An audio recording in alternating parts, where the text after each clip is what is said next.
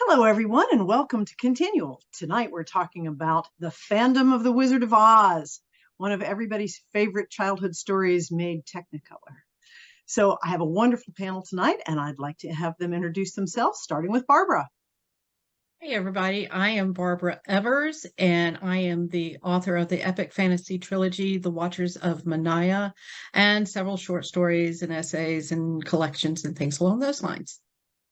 Excellent. Wendy? Hi, everybody. My name is Wendy Van Camp. I am the poet and illustrator of The Planets, a twice Elgin Award nominee, and I am also an author, and I am a poet laureate for the city of Anaheim. Came out a little disjointed, but there I am. Excellent. Stephanie? Hello, everybody. My name is Stephanie Burke, also known as Flash. I'm a USA Today bestselling author of romance, erotica, fiction, hard fiction. Basically, you just give me something to write, and I'll do my best to write it. There's not much else to say about me, but I love The Wizard of Oz. I love writing, and some of the few of the 100 brain babies I've thrown out in the world are kind of based on some of the elements in The Wizard of Oz. So I can't wait to talk about them. Yay. Jenny? Hi, I'm Gini Koch. I write the Alien Catherine Kitty Cat series for Doll Books. I also write under a variety of other pen names and in all lengths and genres. And The Wizard of Oz was my daughter's favorite book series growing up. So I have a lot of background in it, and of course, love the 1990 film. Excellent. Jessica? I'm Jessica Nettles. I'm the author of The Children of Menlo Park, as well as several Southern Gothic horror short stories.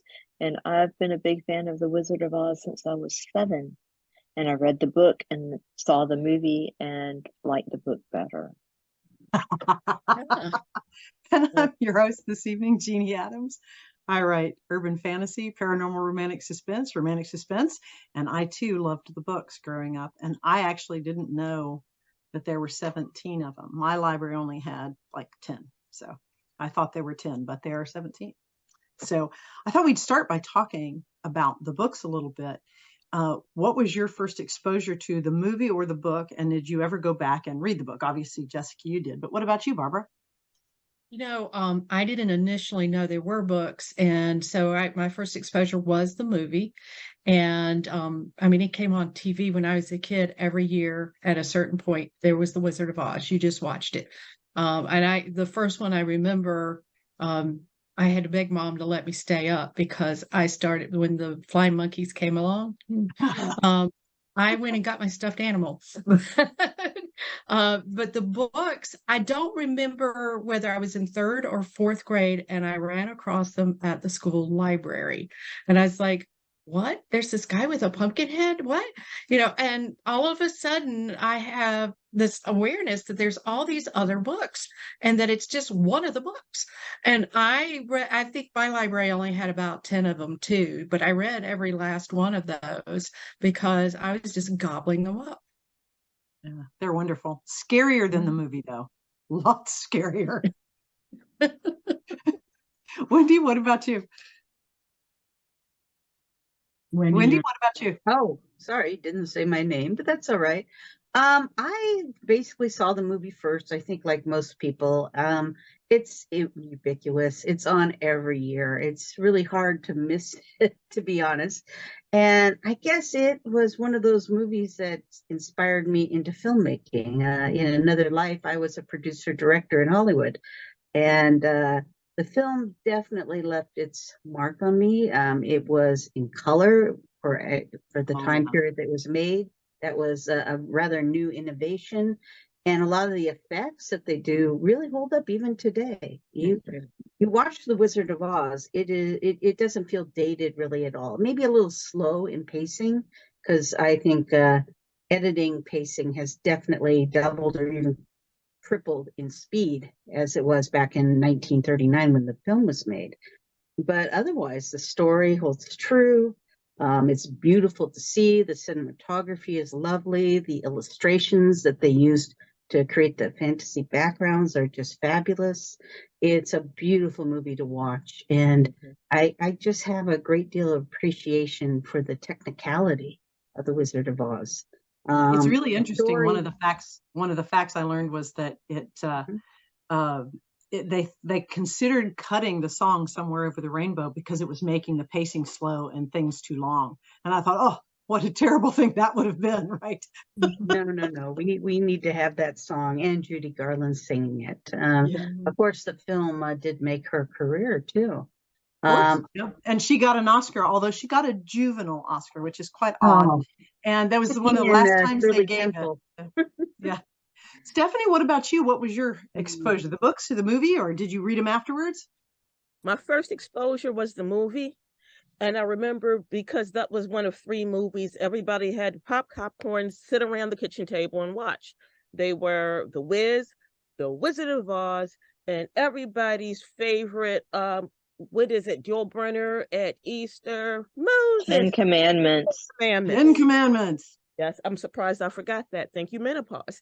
But those were the 3 things that we had to sit around and watch. And my first awareness of really what was going on when I was about 6, and I was watching this, and I was staring puzzled. And my mom was like, "Did the flying monkeys get you?" And I said, "No, she's a murderer." And my mom was like, "What?" She murdered the witch. She was a murderer.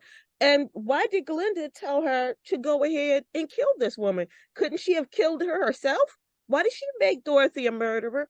And my mom said, "You think too much. Just sit back and enjoy the pageantry." And then, of course, I was like, "Are those really little people?" Or there, she was like, "Stephanie, just listen to the magic." And I was like, "But there was no magic." And she was like, "Okay, you need to go find something to do." I was so curious about it. I went to find the books, and the one that I first found was like a 1969 hardbound children's edition. It was really, really tiny, but it did have the pumpkin-headed man engraved on the front. And I remember flipping up and reading, going, "This is so much better. Why didn't they do this in the movie? Because they just made that girl a murderer." And my mother has never forgiven me for that. She's like, "You have to ruin everything. You're 6. Just aren't you scared of the flying monkeys?" No, flying monkeys are kind of cute, and they make sense if you want them to deliver a message. Thank you. Then eat popcorn. I was told. See, my mother was quite disturbed by the fact that I wanted flying monkeys. After seeing, I'm like, "But they're cool. I want them." So They yeah. traumatized me. It was actually the guards that traumatized me, not the flying. I wanted the flying monkeys. Yeah. Ginny, what about you? My first exposure was the movie, and like everybody else, yes, we watched it, and I wasn't questioning it like Stephanie. I was just buying it fine, just in there. Of course, you kill the evil witch, right? It's no big deal. She's just gonna melt. It's all good. I was not really aware that there were books, which is interesting because my family were big readers, so it's not like we didn't read. We read a lot, but I really wasn't aware of the books until I got older. And then we had our daughter. She was a gigantic fan. My husband would read all the books to her when she was little, and then she'd read all the books and then have him read them again, and that kind of thing. So she loved all of them. For a while she wanted to be Ozma of Oz, which is book 2. She didn't want to be Dorothy. She never really wanted to be Dorothy. She wanted to be Ozma because Ozma's royalty. So but I never even thought about that there could be books, even though I was very aware that books were made, movies were made from books, and the books were usually better and blah, blah, blah. I just accepted it as it was. And my big thing was trying to figure out, is that the same actor playing all these different roles? I believe the answer is yes.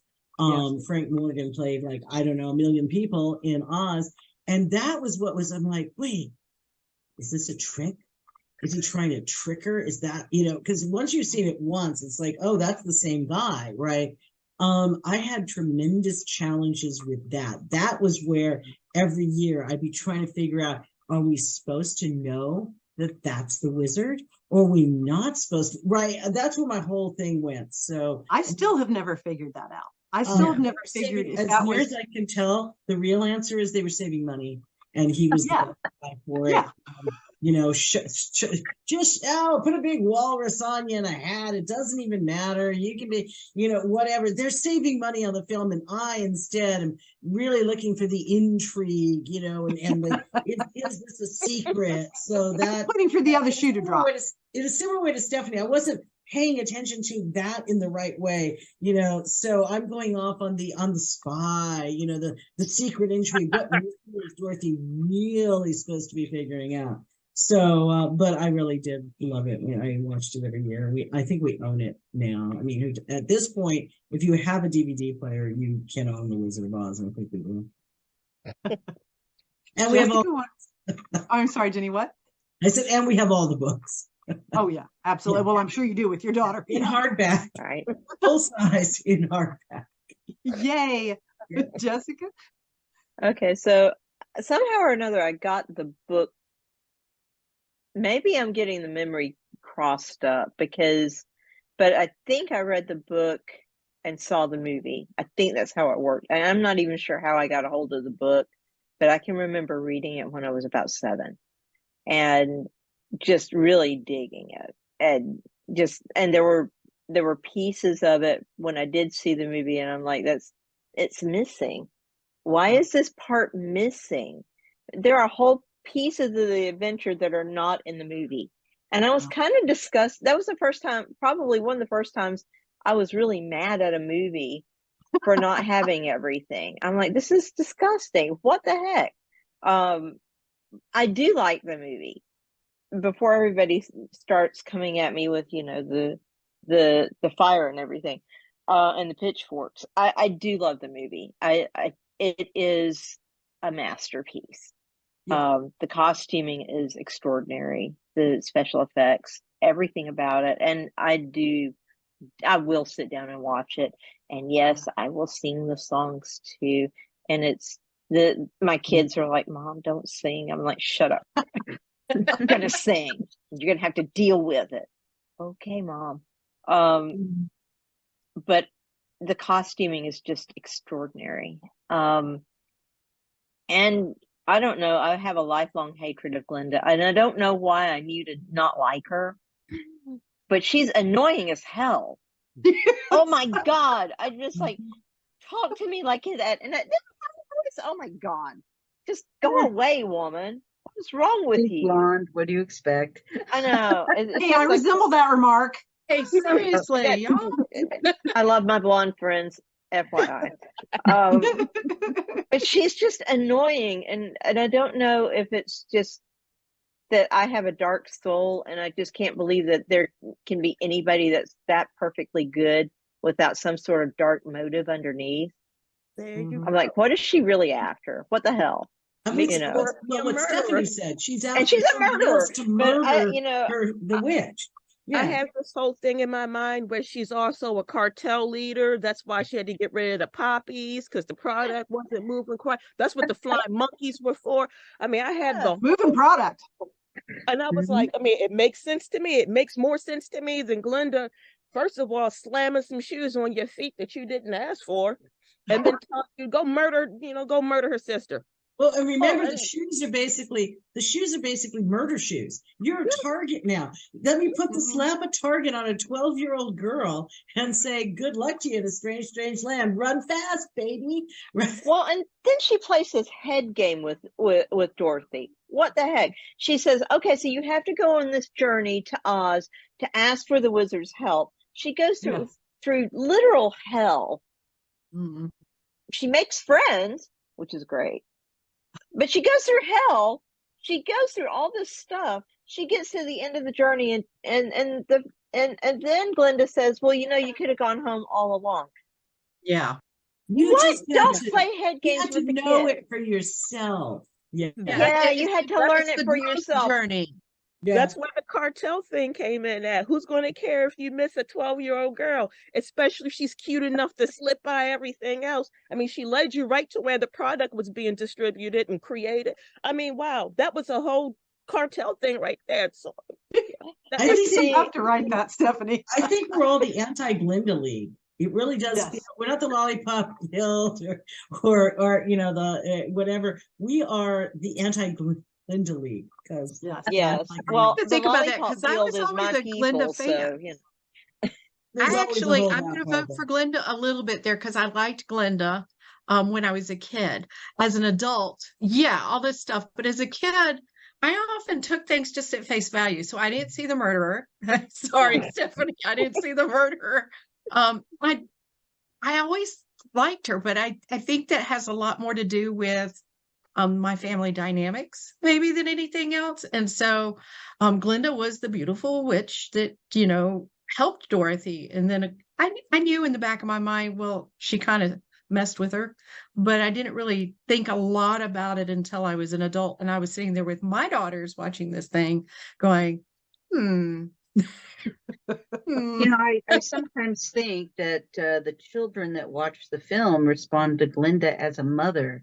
A mother Mhm. tells you what to do, you don't question it. She had that high pitched voice and the big smile and all that. And I And the think as big a pink child, you dress. just automatically accept that as a mother Mhm. telling you what to do. Well, she's And also you kind of a know, the thing about princessy. the end too, though, with the shoes, you had it in you all along. That's actually a classic kind of hero journey ending. Mhm. And I think that's another reason why the story has been so popular for so many decades. It Yeah. really does follow the classic hero journey, except for one of the first times the protagonist was a woman, Dorothy. And actually, most of the people in power in the story were all women, which at that Yeah. time was really unheard of. So, yeah, I mean, there's a lot of positives in there, even if we want to dish a little bit on Linda. Oh I yeah. want to come back But to you, Barbara, because my next round was to ask who is your favorite character and who was your least favorite character. So obviously Glinda was one of your favorite characters, and I She agree was because one the of my whole poofy favorites. dress fairy princess thing when I was little was like really intriguing. But I was equally intrigued by the Wicked Witch of the West because I was like, witches, I'm in, right? But but who was Well, you know, your least favorite character? my least favorite character is the wizard. Mm. They The kind of wizard. set you up for that. Yeah, he's my. Mhm. But also, even you know, I forget which one of you mentioned when he opens up the little door at the gates to Emerald City. Jenny mentioned it. That guy who's not going to let him in. I had no patience for him. No Right. patience for him whatsoever. Now Glinda I liked her, but I wouldn't say she's my favorite character. As a kid, my favorite character was probably the Cowardly Lion. Hmm. Just for the comedy relief, just the comedy relief.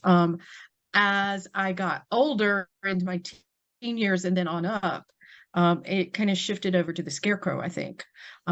And of course, I loved Dorothy and Toto, you know, so there's probably at one point in my life where Toto was my favorite character, Yeah.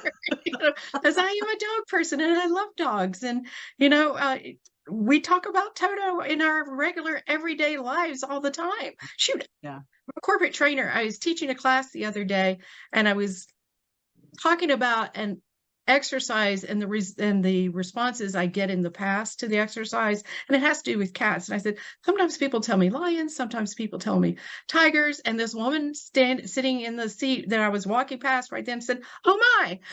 So, so it's just so much part of who we are, you know. Yeah. But Yeah. a lot of the characters at different times have been special to me and believe, but I've always had a thing for Judy Garland as Dorothy too. I just adored Judy Garland in that role, and I can never imagine what Shirley Temple would have been like if she'd gotten the part. Yeah. So She had to lose 12 pounds, that poor child, and she was already tiny. Mhm. And one of the fascinating things about Jesse, you were talking about the costuming. There were like 3,200 different costumes, and the Cowardly Lion's costume was real lion skins and paper bags. Mhm. It's like, okay, that's random. So, Okay. Jessica, who were your favorites and least favorites? A lot of it is according to how old I was. You know, when I was younger, it was Dorothy, of course, because, you know, you're a little girl, you identify with the girl who's having the adventure, and I always wanted to have an adventure, and crazy enough, I still do. But I don't know. I've always had a quiet soft spot for the Cowardly Lion, of course, and it's not just the comedy. If you read him in the book, he's kind of just the best. He truly is. He does things, and he really doesn't. None of them know who they are, right? Not really. And he truly does some crazy, ridiculous, brave things, and he's just the best. And he will do anything to help Dorothy, and so will the rest of them. But he's just like the best. And I love the Tin Man too. Yeah, he's empathy personified. Yeah, and I love the Tin Man because, you know, of the goodness inside of him. You know, you just can't help but love him. You know, so I think in the end you end up loving them all for different reasons at different times, and when you need that thing for yourself, I think. Right. So and that's how I feel about it. I think the guy who played the Tin Man, which was Jack Haley. Jack Haley, yeah. I don't think Buddy Ebsen, who was supposed to play it, would have been nearly as wonderful. No, he got poisoned by the darn tin. that allergy to paint. You know? Paint allergy, definitely. Jenny, what about you? What were your favorites and least favorites? Well, I'll go to least favorite because remember, I'm the kid that's trying to spot the actors and see if I'm supposed to see it. Right away. I have no problem understanding that horrible woman, that busybody who even as a kid, I wanted to throat punch. And I was a very quiet, non-aggressive child. So me just wanting to wanting to kiss her, right, was not normal. I know she's the witch, so I hate her the entire time. I've never liked her. I can never like her. It's like, all the things that make her sympathetic, that's great, except for the fact that in the framing, she's the evil villain. She is what sets everything in motion. I hate her, so I don't like her. I've never liked her. I never will like her. I cheer when she melts. I'm like, get rid of her. If only you melted the one in real life at the same time.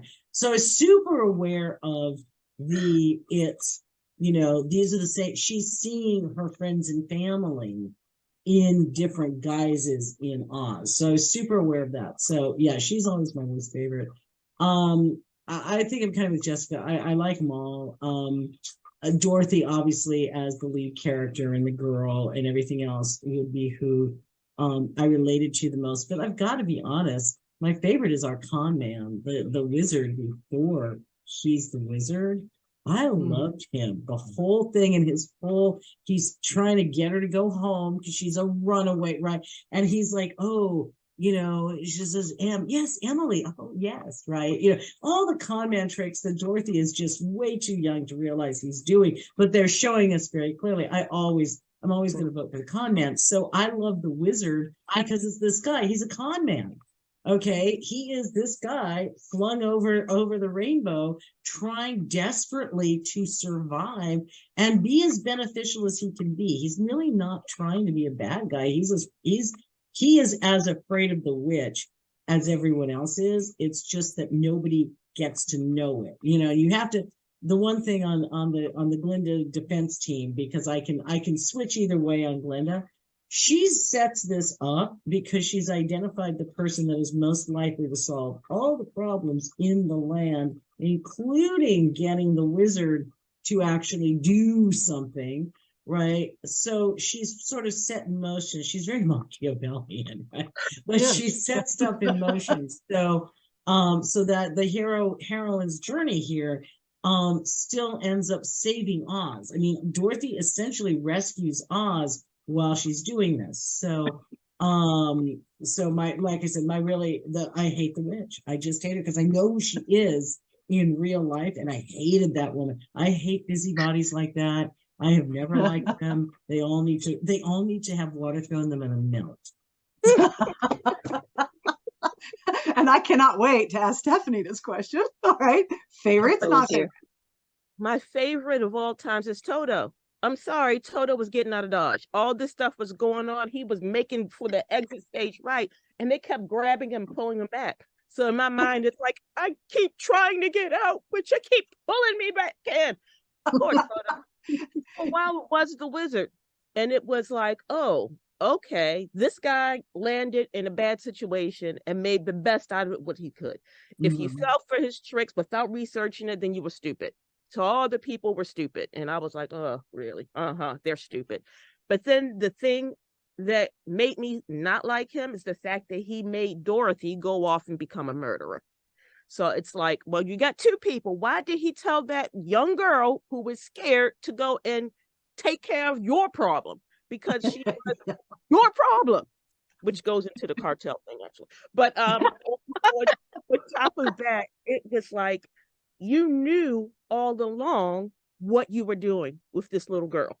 You were so cowardly that you hid behind a facade. And she was the only one smart enough to look behind the curtain. So I was like, as a child, that always puzzled me too. I was like, was there never anybody else who pulled the curtain? Nobody ever pulled the curtain. And I started feeling for the witch because I'm sorry, but the witch was the only one that had a clear goal and a reason. She wanted her sister's shoes. Glinda caused the house to drop on her sister and stole her property and gave it to this little girl. She just wanted her sister's shoes back. The magic and stuff therein literally really did belong to her. She wanted those shoes. And since they put them on Dorothy, and it seems that Dorothy wouldn't cooperate because Glinda made it so she couldn't take them things off her feet, she was like, well, I have to kill you to get my inheritance. That's what I'll have to do. So it was like, I felt for her. She's the only one that was coming up with a real logical game plan, and everybody was just winging it. And I would have to say my third is the Tin Man, because when everything was going wild and crazy around him, he was the he was the mast, he was the thing that helped everybody together. He was common sense, and he was the grounding in the whole story. And he was the calm center. Yeah, he's the one that made sense out of everything up until, not looking behind the curtain and being afraid of, well, he wasn't afraid of everything, but being around these people who are afraid of him. I was like, why are you still with these idiots? Can you not make it by yourself? He could have put a little oil can in his backpack and he could have gone, but he had loyalty. So he stuck around the idiots. And like I said, I was a very, very weird child, but even as a child, I was like, he's in she's doing. Why didn't he go out and do it? Why are you putting all this responsibility on a child? And I kind of looked up at my parents and was like, does this mean I should start rebelling against you guys now because you're not going to do anything to help me in the future? I mean, those were the things I pulled out of it. And I think a lot of that has to do with societal differences, how we're raised, even some racial differences that go in there. So, I mean, everybody is going to have a different perspective according to how they were raised in their environment. So my environment was to suspect everything. My parents were like, question everything. But when I tried to question everything, they told me, just enjoy it. So I was like, I don't like this movie. Suspend your disbelief. It makes no sense. I don't like this movie. Whenever they would put it in, I would bring an extra book and I would read. So they were like, are you reading instead of watching? Yes, because they're stupid. They're all stupid. They just die except for Toto and the witch. And they were like, I tried to explain it as a kid, and they didn't quite understand it. And I was a bit better at describing it as an adult, but since I was a kid, I don't think my feelings have changed much on it. I mean, I would love to melt all the witches together because all of them were stupid. I mean, all of them were related. Just throw all of them in a pot because all of them were sinister. All of them have their own way of doing stuff. All of them are taking advantage of people that are around them, and all of them are murderers. So, I mean, stays in the family. Including Dorothy. Including Thanks Dorothy. to Glinda. Yeah. I mean, I agree with Stephanie. They make her. Wendy? Well, gee, this is a hard act to follow. Oh my goodness. I guess who annoyed me the most, I would have to say the Munchkins. I'm sorry. I mean, being a short person myself, I'm only 5'1" after all. I sympathize with the way they live, but I there was just something so sickly sweet about them that just always set me on edge. I was very glad when Dorothy took that yellow brick road and left Munchkin Land. I don't know, but I can't say I really hate, quote unquote, hate any of the characters. I was fascinated by all of them.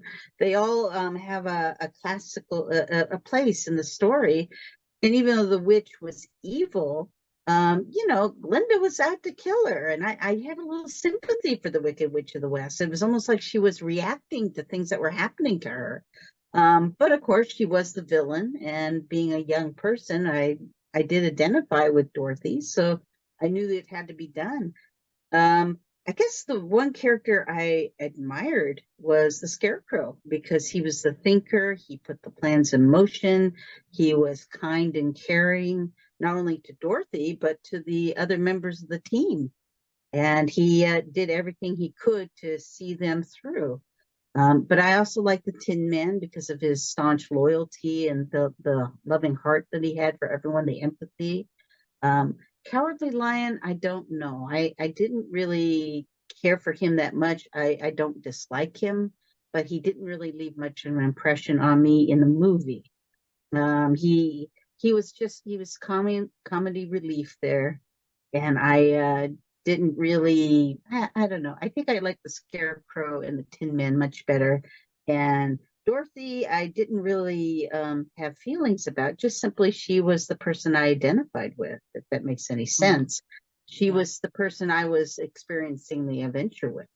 So, but overall, I mean, I really enjoyed all the characters. I actually kind of liked the wizard in a sense.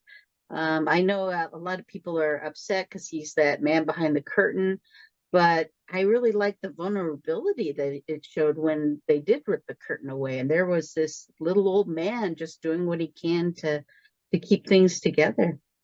And in the end, he does go back to, I guess, Kansas, and he really genuinely wanted to take Dorothy with him, to take her home. So he wasn't evil in any sense of the word. And I really feel as the wizard, he was trying to help the people around him in the Emerald City. I don't know, there's not really a lot to quote unquote hate in the story. I mean, and I didn't hate Glinda either when I was young, because again, I saw her kind of as this motherly kind of figure that kind of told people what to do, because that's what mothers do. And she did it with a smile. So I don't know. And that lovely voice. Yes, that's that voice. Well, actually, she sounds a lot like my mother. My mother had an incredibly high-pitched voice like that too, and was always bossing me around. So maybe that was what it was. What were you going to say, Jenny? I was going to say, the one thing I want to mention, though, that Dorothy is not actually a murderer. Again, legal defense. She is trying to put out the fire on the Scarecrow. It's just she's a 12-year-old, and she sort of hits and sort of misses. She is not actually trying to kill the witch. She doesn't know that throwing water on the witch will make her melt. So it is accidental manslaughter at most, right? It is second degree. The witch is collateral damage for the own damage she caused, right? The witch is collateral damage because Dorothy's trying to put out the fire on the Scarecrow, not trying to throw the water on the witch. Nobody in the group knows that will work. So, but that's why I don't like the other witches. They set that child up.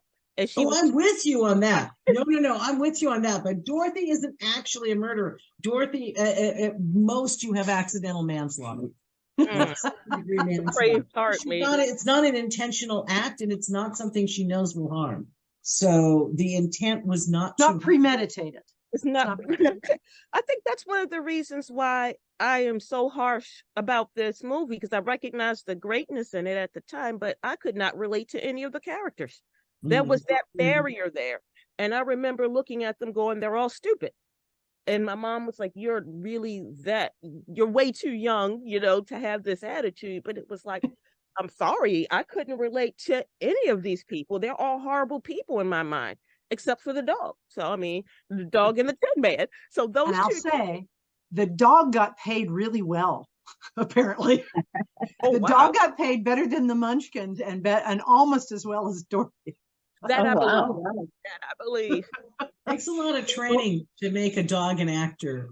Trust Yes. me. Yes. That's a She lot was of training. a she dog, and Yeah. of course Toto was a boy, but the actual dog was a she.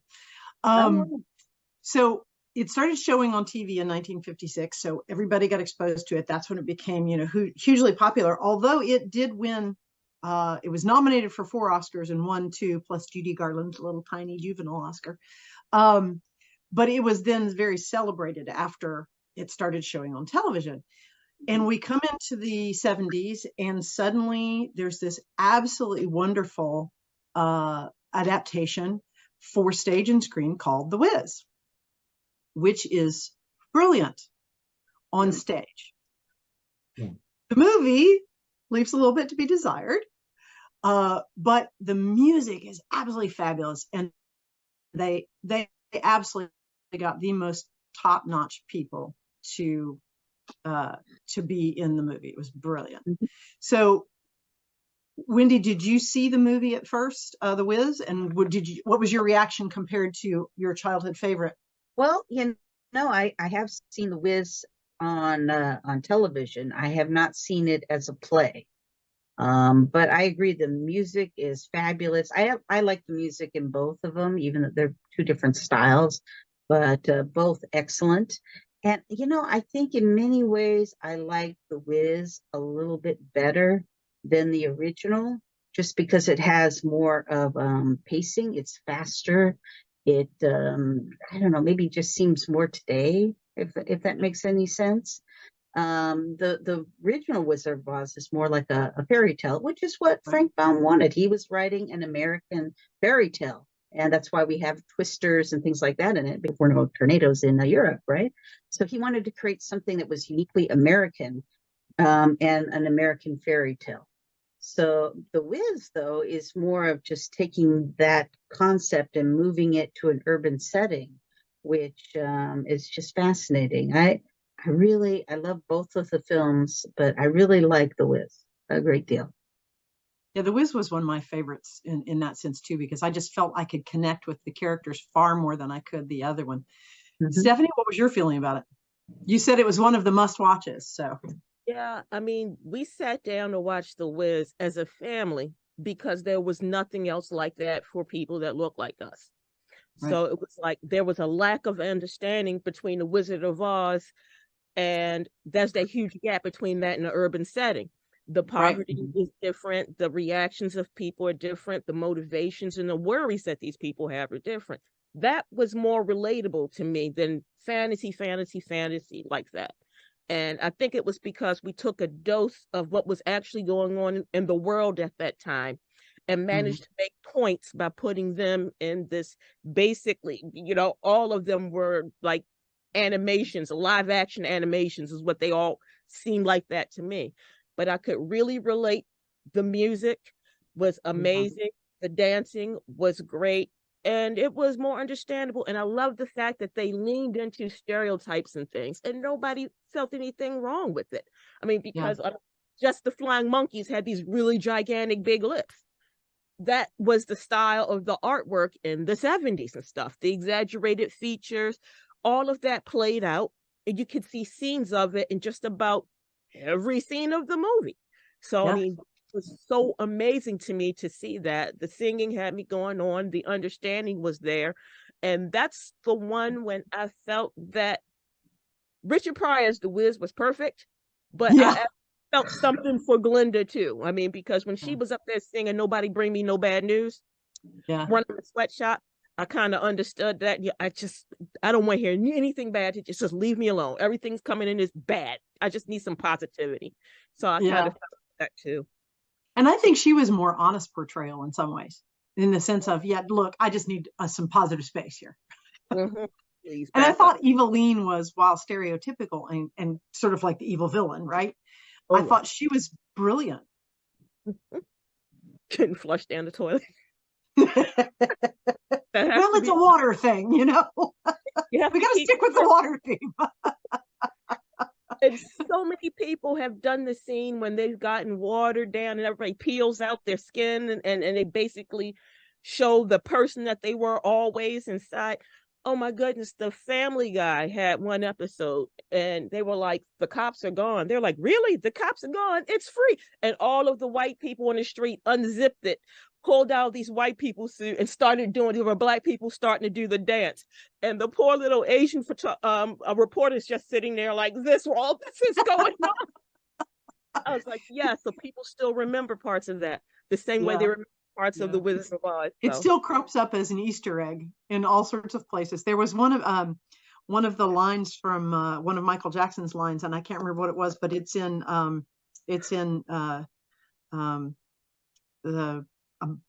I think it's Gravity Falls. There's like 2 or 3 references to the Wiz in Gravity Falls, because my son is like, that was it. I love that. Oh, okay, this is what they were talking about. What is that a reference to? I'm like, that's a reference to the Wizard of Oz. He's like, really? I'm like, yeah. Oh my goodness, I love that. Yeah. Jenny, what about you? What did you think of the Wiz? When the movie came out, I was very tightly tied to the theater arts group at my junior college, and everyone was outraged because we hadn't gotten to see the Wiz yet on stage.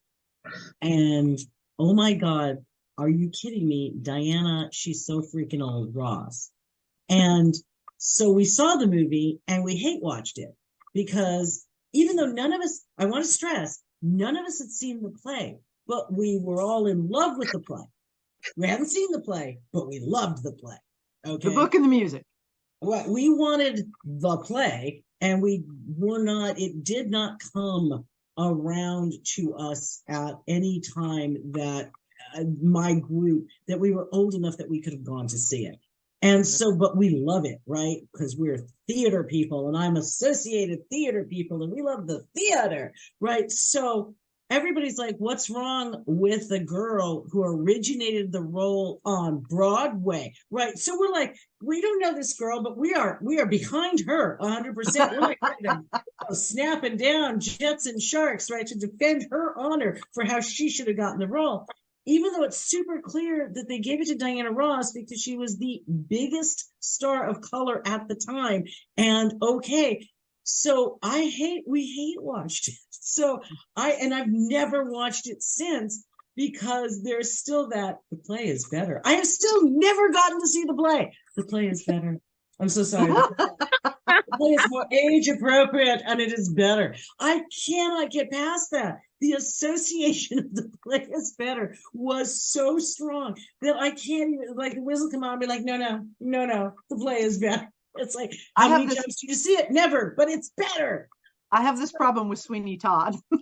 Yeah, right. Yeah. I have a friend who absolutely positively hates the Wiz for the same reason. Charles Chaplin. He was like, if I can find my phone, put on airplane technology. But what she was saying was they expect us to do the abbreviated TV version of the Wiz in a play. And she pointed to Michael Jackson, and she was like, that's my role. I can't do that. I can't sing like that. Screw them all. And I was like, oh, poor thing.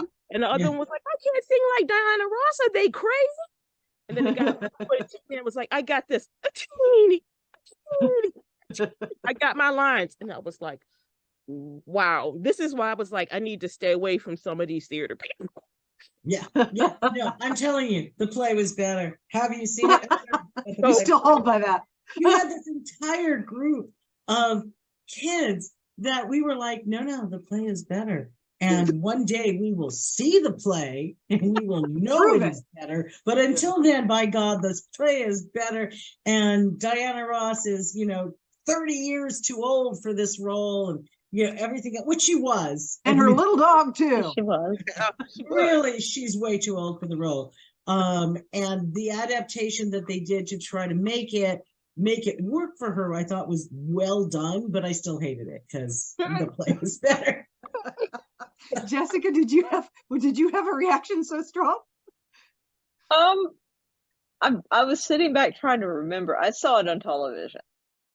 Okay. And I was also a theater person, but not at that point. I was still in high school, I think, when I finally saw it. And I was a theater person at that time. I'd correct myself. And I thought that Diana Ross was a little too old for the role too. I thought that was a little silly. But overall, I liked it mostly because I never saw the play either. And my favorite part was Michael Jackson, and of course, when I was in high school, he was the stuff, right? But the thing is that when he was in The Wiz, this is before Thriller, this is before, all of that, and to me, this is prime Michael. This is when Michael is really, really awesome before all of that mess. And so you get the best. You get his dancing, you get him at his vocal best, and he's just spectacular in that role. I mean, you couldn't ask for better. And he's probably my favorite part of the movie. And I have not seen it in several years, but when I do get to see it or sit down with it, I still enjoy his performance probably better than anything else. And he's who I come out remembering the most. And part of that probably is just the overall, just being a Gen Xer and, oh, it's Michael Jackson. But he really was good in that role. That was right around the time when he did Off the Wall, when he broke. I was going to say, yeah. Anybody else, and people don't know. He was breaking out. Yeah. Yeah, Off the Wall is his best album in my mind. So-called On the Wall. That's where Off the Wall comes from. And I just remember watching reruns of him just not looking so happy.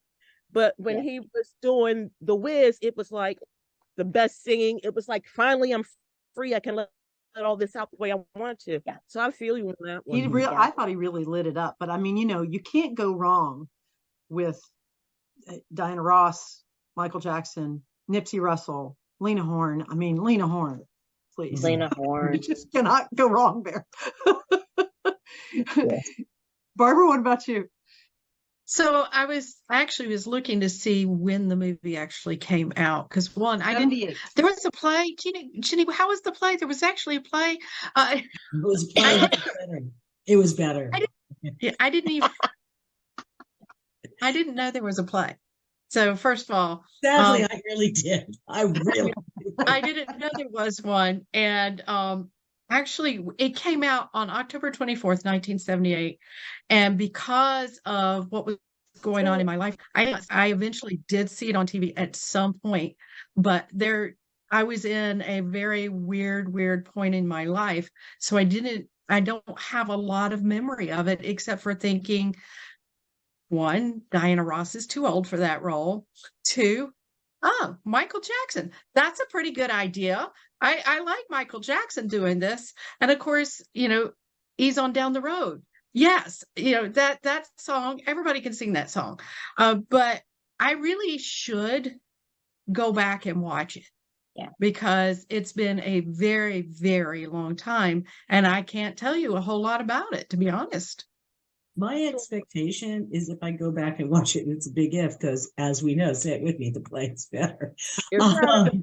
I think I might actually be able to stomach Diana Ross in the role, because as a young girl, the idea that women could be that mousy and that downtrodden we were young. That wasn't going to happen to us. And so being able to look at it now as an adult going, oh yeah, no, I know way too many women who actually need, Michael and Nipsey and everybody to show up and help them.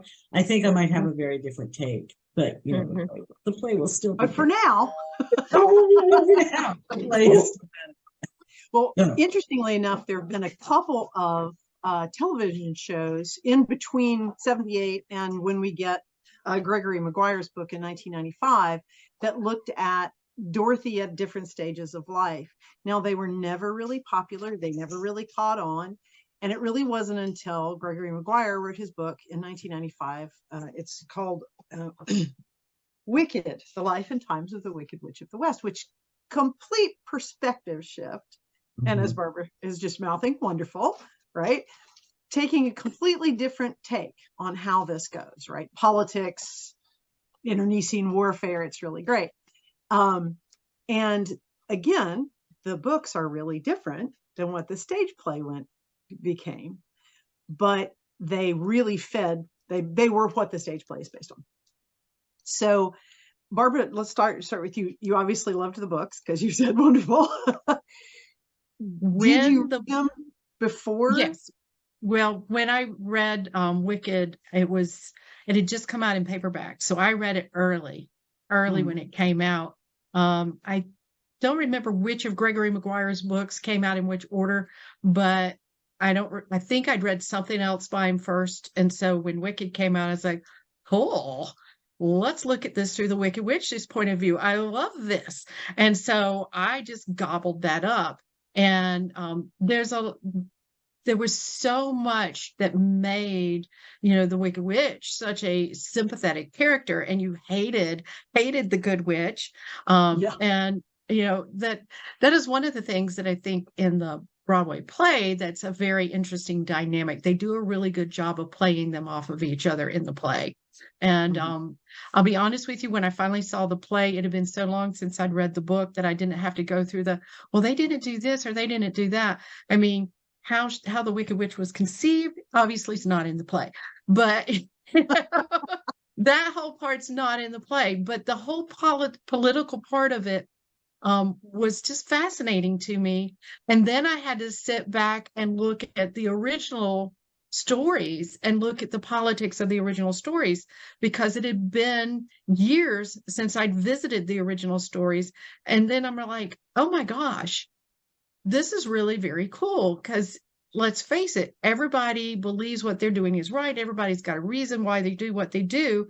It's just we think the ones who are bad are the ones who don't believe what we believe. So, or see things differently than us. And so I really just loved being able to do that, and just to watch that dynamic between this bubbly Glinda and what was the name? Elphaba. Was it Elphaba? Yeah, I wanted to say Esmeralda, and I knew that wasn't it. Elphaba, and her more stoic, almost grumpiness about her, and and she's got green skin. She's gonna stand out. That's kind of clever, by the way, that they kept that part in there. But without poisoning anyone. Yeah. So I just loved it. And they showed her as this young girl and this teen and this young woman and getting involved in politics. And I say the book was written by one person, but then I think of it as a they because of the Broadway show, I guess. But it just was fascinating to me to see it. And I think that was the first time I really, really dug into a retelling of something from a different perspective. So I like it when we turn someone who we hate into a very sympathetic character, because everybody has nuances. Everybody has a good side and a bad side. We all know that. We can't create, totally evil characters and have nothing good about them. And so to see that developed and looked at through a very different lens was just the coolest thing I thought I'd ever seen. Everybody has backstory. Yeah. And I think that's one of the things that they tried to do with the James Franco movie with Oz the Great and Powerful and didn't really quite pull off was he's a shyster and he's but he's a great guy. They didn't quite pull that one off. I don't know. I like that movie way more than I thought I was going to. It was cute. It was definitely cute. But I agree. It just didn't have the raw power of The Wiz or Wicked or any of these others. But it was a pleasant summer film. I would call it that way. But I have really nothing bad to say about it. I thought the effects were good. The acting was reasonable. I like James Franco. They did also include a number of factors from the books that had never been used in any of the other films. That's true. But Wendy, how did you feel about the Wicked and the books versus the movie? Oh, my goodness, Wicked has got to be one of my all-time favorite plays. I loved it. In fact, my husband is tired of me asking to go see it again because I loved it so much. I really loved the dynamic between Glinda and Elphaba. I don't actually hate either of them. They're like two best friends that just ended up going in different directions. And I think in the end they realize this bond that they have. I loved it was just so much of it. And I liked the school dynamic too, because I felt that was kind of interesting. It brought it kind of down to the high school college level in a sense. It was just very cute. And my goodness, the gravity scene at the end of the Act One. I mean, oh my God! I mean, that is just so inspiring. The staging and everything else, and the song itself, it's just beautiful. Knocks it out of the park. I did read the book after I saw the play, and I have to say I felt very let down because the book is very different from the stage play. The play has actually developed. When I saw it when it first came out on stage, I think I was caught one of the very early performances of it. It's gradually has been reshaped and changed as the years have gone by to shift the story to a little more of a conventional kind of adventure story. And some of the original raw things that I really liked about it have been kind of smoothed away, which I can't say that I like, but it is what it is. That's what happens with plays. If you look at, say, Phantom of the Opera, when it first came out, and after it's been on stage for many decades, it's very, very different. So I suspect Wicked will go through a similar thing. It's popular enough. It's going to be with us for a very, very long time. But yeah, the only thing I haven't seen that drift with is Sweeney Todd, which you guys can already tell is my favorite. Yes, we can. But yeah, the book itself was very dark. It was it just did not appeal to me. I hate to say that. I mean, that because I love what came out of it with the film and the play. Well, actually, yeah, we did have a film finally, did we not, to Wicked? Or not? Am I forgetting? I think so. No, I it's don't know. still just a I play. don't think so. I think it It's was still just a play. they did the play and put it on TV for a while. That's what it was. Well, they're That's actually what it and they're was. actually going to do a 2-part movie supposedly if the strike ever gets. Oh, I'm it's a 2-part movie that's supposed to come out in 2024 and the second part then in 2025. But okay. I Oh, haven't good. done the it books? Based on the series of books or just on yet. No, the first based on the book? Broadway play. On the play. Yeah, Okay. I would suspect so because the play has just been so phenomenal. Yeah. And I hate to say it, even though the story that they pulled from it is really good, but I think the actual book is just so dark. I don't think it would work for the movie as the play did. You know, the play is dark too. Don't get me wrong. I mean, it has many dark elements through it, but it's done in a way that it's entertaining. And I really feel that you care about the characters and on all of them, really. I mean, every character in some ways has more an so explanation of why they're doing what they're doing. In some ways more so than the 39 movie, in that you get more of the backstory of everybody, so you sort of feel for each one of them in their own way. Stephanie, what was your reaction? Books and movie. I saw the play first and absolutely fell in love because it just reiterated everything that I loved about the characters and what I hated about Glinda, because she kind of reminded me of and it was like, oh my God, this thing is Sister Hissy Fits. I can relate to this. This I understand. This is great. And like you said, the music and the special effects, I was in awe. And I was like, this needs to be, don't make a movie, record this, and then sell the DVD. This is what you need to do. I picked up the books and they depressed me so much. At least the stage play made everything, even the dark side, a little bit more palatable. We could get that. We can understand. It didn't dummy it down too much, but it was just enough darkness to keep us intrigued. But at the end, we got a chance to walk away feeling fulfilled, not feeling depressed. So the book was it was darker. The book was very, very harsh. And I mean, some details I didn't really need to know.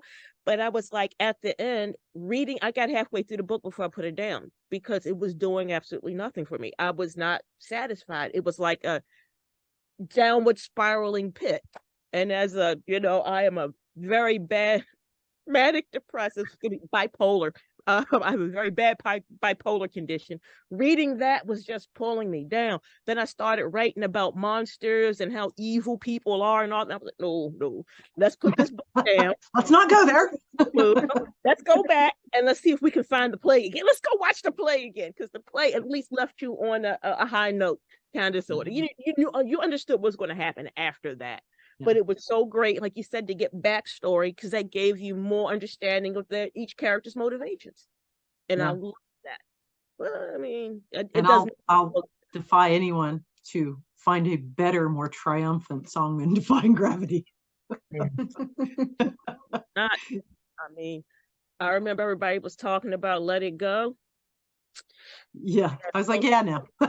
Although, interesting, I thought there was an echo there in terms of the sisterhood and I think we've seen so many more in recent years, wonderful stories about women connecting with women, but Defying Gravity was. Jenny, what are your thoughts, theater girl? Well, I didn't marry a theater guy. So I didn't either. I didn't. So my play going went dramatically down. And remember, this is our daughter's favorite series. And my mother-in-law keeps trying to push Wicked on us. Oh, she'll love it. And I'm like, no, I don't think so. So I'm standing in the bookstore, and I'm a super fast reader. And I'm like, not just no, but hell no. And I put it back because my daughter was going to read it. Do you know what I mean? If I brought it into the house, that child was going to read it. And I'm like, not just no. Hell no. And I literally opened one of the scenes that we won't talk about and had my mother-in-law read it. She's like, oh. I'm like, yeah, and you want my 9-year-old to read this. Yeah, or however old she was. Right? Let's not do that. Oh, No, yeah. So that's Thank you. I know which my whole take on it was this is fan fiction and made me angry. Okay.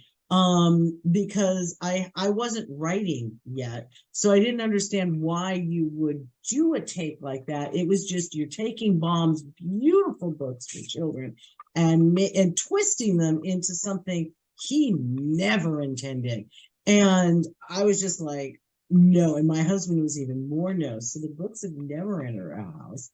And then when the play came out, we were like, oh yeah, we're not going to see that. But again, I didn't marry a theater guy, so he doesn't want to go. As time went on, it's like, oh no, Wicked sounds like it would be great, right? And she's not a kid anymore. Our daughter's an adult, so I don't care what she sees now. She wants to go read the Wicked, she can, and all this other stuff. So we haven't seen it. It is something that I'd like to, but to be brutally frank, I want to see The Wiz. Wait, I want to see it. I know the play was Understandable. What? The play is better. I want to actually get to. That's going to be the rallying cry. On stage with an age-appropriate, at least looking actress. Jessica, let's wrap it up with you. What were your thoughts about Wicked and the book? Okay, so I've not seen the play. So I am familiar with the music. I sing the music sometimes because I like it, but I'm with Jeannie. I want to see the Wiz more on stage because I just really do. But I read the books and I read Wicked when it came out in paperback too. I worked at a bookstore. It was there. It looked interesting. And I'm like, okay.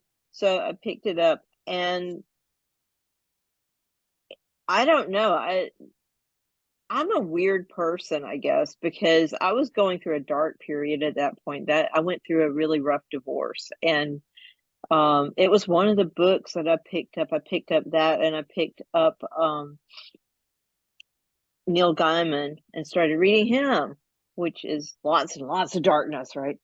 So I was reading those kind of things about that time, and somehow or another, it helped me get through that period. I don't understand my psychology. I really don't. Actually, that's very But common. but That proves you as normal, by the way. yeah, I mean, Yeah. just walking through the darkness, right? So, but I enjoyed the politics of Wicked and really connected with, oh, this is how Oz works. And oh, some of the stuff that I read in the books, now that really makes sense now. And the way she's working, oh, that's why she acted the way she did. Aha. And I ended up liking Elphaba an awful lot and really kind of feeling bad for her and kind of identifying with her a little bit, probably more than I should have. But really enjoying the politics of it and really being fascinated with the whole thing and how he turns I won't say he turns Oz upside down because that's not what he did.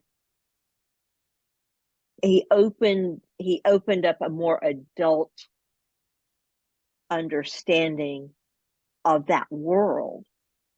You get a very childlike view of Oz in the Oz books. You're seeing it through the eyes of a 12-year-old.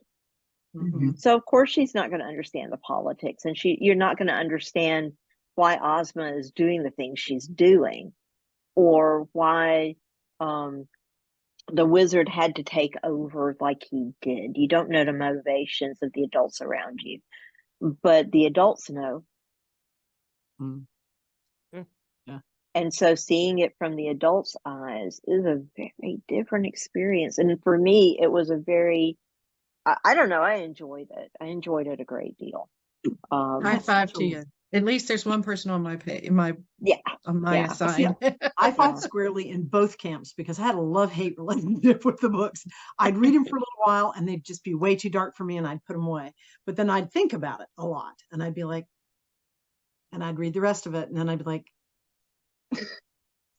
so I did get through it and I did enjoy it and I still think about it because I think about politics and things like that. But I can't say that I loved them because I didn't want to spoil, like Jenny said, I didn't actually want to spoil that childlike appreciation of the Baum books and things like that. And it didn't really, because I kind of took it as separate things, but yeah, I had a hard time reading them because of the darkness, but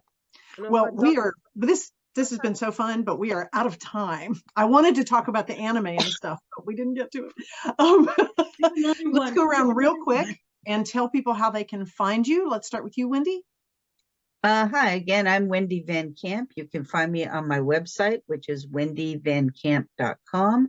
I also have a monthly newsletter, which is free. You can find it at nowastedink.substack.com. And of course, I'm all over on social media. Excellent. Stephanie? You can find me at authorstephanieburke.online. Website's a mess. I'm still working on it, but I'm more active on social media. All my social media links are on my website. So you can go there and you can find me on Insta and you can find me on dead Twitter and some other place. Whatever that thing is. It looks like a porn site. I can't do that. It does. Thank you. Thank you for saying it out loud because it does. Absolutely. The dead Jenny, bird. how can we find you? Oh, me? On GiniKoch.com. On the porn site. GiniKoch.com. I'm all over Facebook. My newsletter is also free, and you can sign up for it on my Facebook fan page, Hairspray and Rock and Roll. I'm also on Pinterest, and I got a Blue Sky code, and still finding the way there. And so on and so forth. And depending on when this airs, if anybody's going to be at World Fantasy Con in Kansas City at the end of October, I will be there. Please come by and say hi. Yay. Jessica? You can find me at jessicannettlesauthor.com. I'm on Facebook. I'm on Insta. And yeah, I'm on the X too for just a little bit. Blue Sky. And in those places, I'm called Steampunk English. You can find me. My next big appearance is at Multiverse. I'm a guest there. That is in mid-October. Come see us. Excellent. Barbara? Okay, so I'm barbaraVevers.com. It's for some reason people have a hard time understanding that. So, hey, I just put it up on my backdrop there so you can see it. I use the middle initial V because there's actually a lot of Barbara Evers out there, and one of them publishes. So look for the letter V. I am on just about every social media you can think of, including the Facebook, the Insta. I am on TikTok. I am on YouTube, but most of my stuff is Facebook and Instagram. I also have a free newsletter that you can subscribe to if you go to my website. You can usually find the subscription to that. I'm in the process of updating it. So if you can't, go to my Instagram and click on the link in my profile, and that'll take you to my link tree that tells you where everything is. So Barbara V. Evers, just about anywhere, that's what my profiles are going to be. Excellent. Well, this has been super fun. And I'm Jeanne Adams, your host, signing off from ConTinual, where you can find me most of the time. We'll have more, and we hope you'll join us.